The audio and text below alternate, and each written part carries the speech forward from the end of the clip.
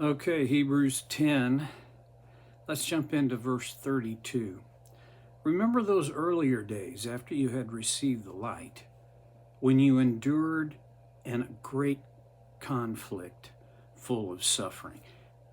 He's not writing to people who are, relaxed on the Mediterranean beach and, some kind of a frou-frou drink out of a coconut.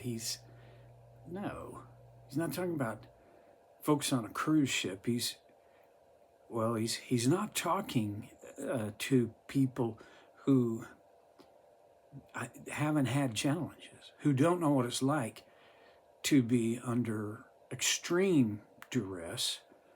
He said, remember those earlier days after you had received the light, that's after you said yes to Jesus and the grace of God.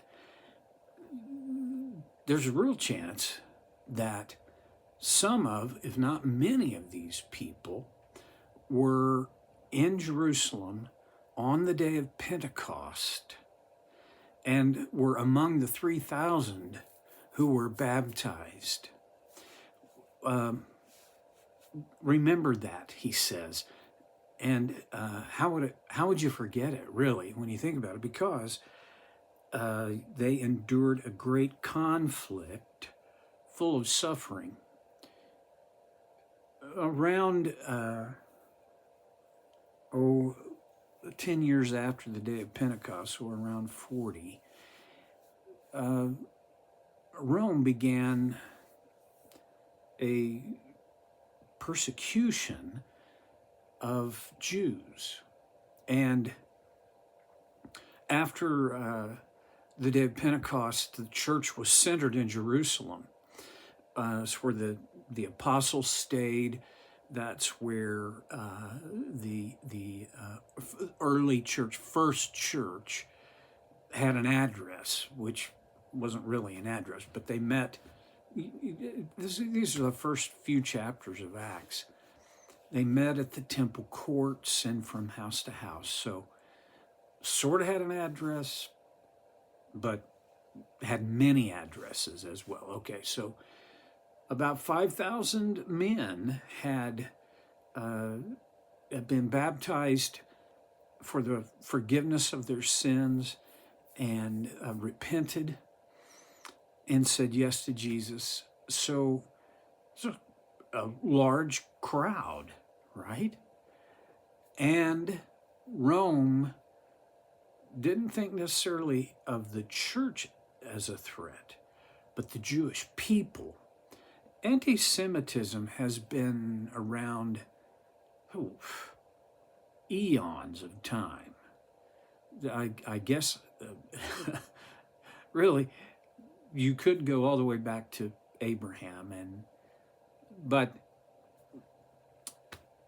in this time, in century 1, Rome began to persecute Christians, and that began what has been called the dispersia. That's when the Jews from Israel began spreading out, fleeing the persecution in Jerusalem. So think about this. Jews who had become Christians, they're still Jews, but they were Christians. That was the largest population of Christians at the time, were converted Jews. When they left Israel, a few important things happened. One is they began to fulfill the prophecy of Jesus, who said, start in Jerusalem, Judea, you'll be my witnesses. In Jerusalem, Judea, and the uttermost parts of the world. I think that's Acts 1:8. No, it's not. Must be 2:8. I should have looked it up before I started this whole thing. My bad. First couple of chapters of Acts. And they took the gospel wherever they went. They They were living out the dynamics of a walk with God through Jesus. And as a result, the world, the known world at that time, began to be infiltrated by Christ. Okay, but that was not, there was a cost to that. In fact, it was a great conflict full of suffering. So this was not just like, yeah, can't find a job here. I think I'll go look somewhere else. No. It wasn't even like, not like the climate here. I wonder if it's better over there. It was like they were experiencing persecution. What did it say? Full of suffering. Okay, they were familiar with hard times. In verse 33, sometimes you were publicly exposed to insult and persecution. At other times you stood side by side with those who were being so treated. In other words, you personally suffered it, and your circle of friends, people that were important to you, they suffered, and you stood with them. Verse 34, you suffered along with those in prison and joyfully accepted the confiscation of your property, because you knew that you yourselves had better and lasting possessions. Come on. You joyfully accepted the confiscation of your property? We're not just talking about, hey, we're going to raise the rent. No, this is no longer yours. It's mine. And that would have been the government who had said that. You could fight the Roman government. At that time in history, would have been useless, but you could do it. Well, listen to the frame of mind that these early Christians had. You joyfully accepted the confiscation of your property. Why? Because you knew that you yourselves had better and lasting possessions. In other words, they knew that this isn't all there is. And I guess I read it once. I was going to say I heard once, but I read it. That there is no such thing as heaven on earth. And there could be such thing as hell on earth. The point being, the best of your experience on earth will equal the most mundane of experience in heaven. Well, I lose track of that. And when I lose track of that, I lose a linchpin for facing the difficulties and trials. I've never faced persecution, but I've had difficulties and trials, and so have you. We've got to have an anchor. There's got to be something that keeps our perspective secure. And the writer says in verse 35, so don't throw away your confidence. It will be richly rewarded. And here's something he doesn't say. I want you to remember how horrible it was before you had to leave Jerusalem. They took your property. They sentenced some of you and others of your brothers to prison. You suffered. Don't remember that, but remember that you were able to endure those things, and he even says joyfully accepted, because you knew that you yourselves had better and lasting possessions. Whatever I may lose in this life,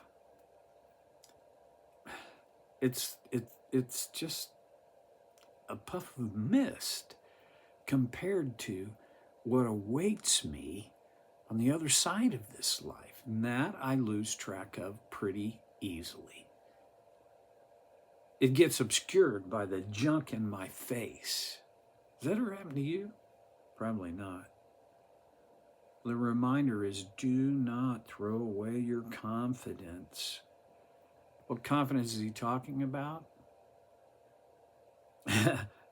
That we ourselves have better and lasting possessions. Not because, see, it's not about you've done enough good things or you're going to have a great reward. That is not the confidence. And I mean, there are people, I've read and I hear of a theology that says your reward in heaven is going to be based on your works while you're alive. The harder you work, the better your reward. I reject that. It doesn't make sense to me. It's not about how good I am. Never will be. It can't be, because I can't be that good.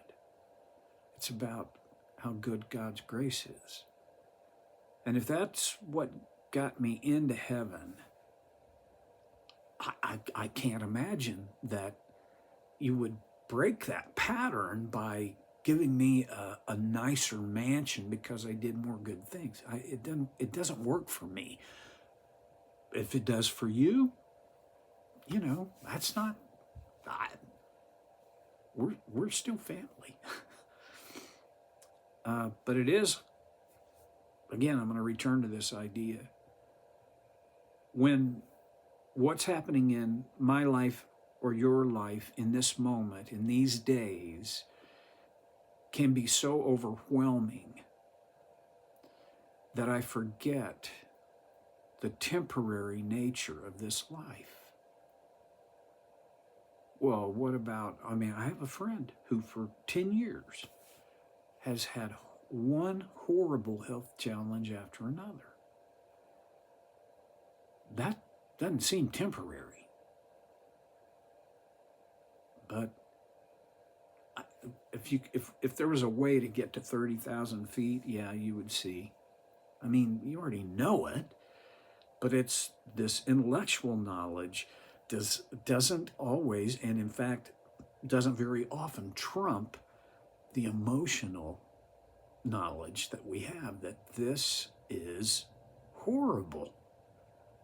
Well, I'm not asking, and I don't think the Hebrew writer was asking them to,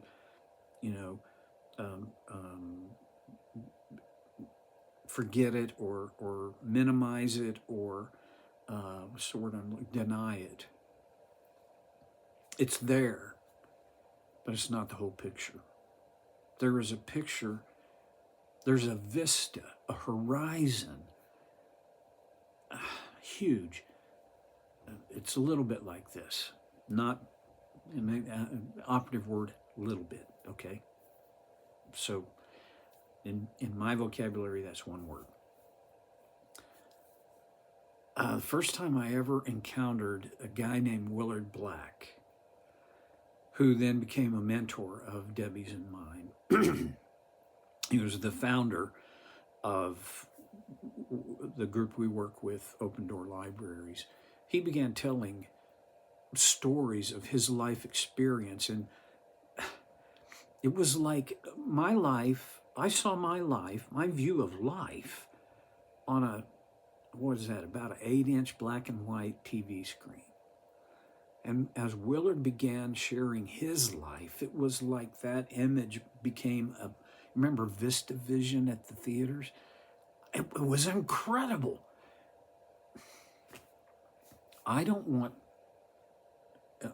how to make this happen, but I'm working on it, okay? I don't want my life to be the 6-inch black and white TV. I somehow want to see a much bigger picture. And that was the picture that the Hebrew writer describes. Don't throw away your confidence. It will be richly rewarded. So today, maybe the important message is don't throw away your confidence. Don't give it up. Can't tell you how to do that yet. Maybe I will. Maybe he will. See you next time on Soul Care with Stevie Boy.